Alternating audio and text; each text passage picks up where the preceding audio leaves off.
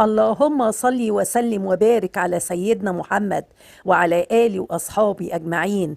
مساء الفل عليكم حبايبي، يا رب تكونوا بألف خير.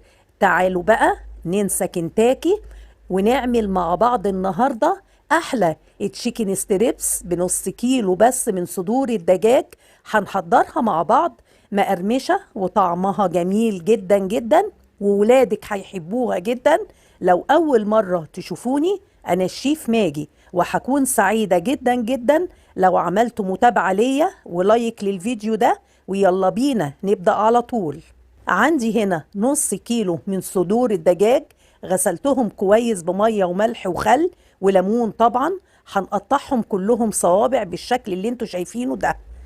بعد كده حطيتهم في طبق وهضيف عليهم التوابل، وهي عبارة عن ايه؟ معلقة كبيرة بابريكا، معلقة كبيرة توم باودر، معلقة صغيرة ملح، معلقة صغيرة فلفل اسود، وهنقلبهم كويس مع بعضهم زي ما انتوا شايفين. بعد كده هنغطيهم وهندخلهم في التلاجة لمدة ساعة بس. تعالوا بقى معايا نحضر خليط التغليف بتاع الاستريبس، وهو عبارة عن كوبايتين دقيق هننزل عليهم بكوباية نشا، معلقة صغيرة توم باودر، معلقة صغيرة بابريكا، معلقة صغيرة ملح، رشة خفيفة فلفل اسود، وهنقلبهم كويس جدا مع بعض. عندي هنا طبق تاني هحط فيه 6 معالق كبيرة من خليط التغليف اللي عملناه مع بعض من شوية. هننزل عليهم ببيضتين وكوباية مية متلجة، وهنقلبهم مع بعض كويس جدا جدا. هو ده بقى يا حبايبي القوام المظبوط. يلا بينا نخرج الفراخ من التلاجة ونبدأ نجهزها مع بعض. هننزل بقطع الاستريبس في خليط البيض وهنقلبهم كويس جدا جدا.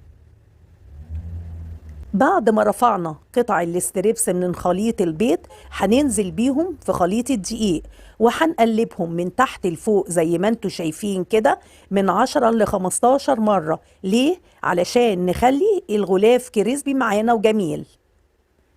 ودي بقى كل كمية الاستريبس بعد ما خلصتها هندخلها التلاجة لمدة نص ساعة.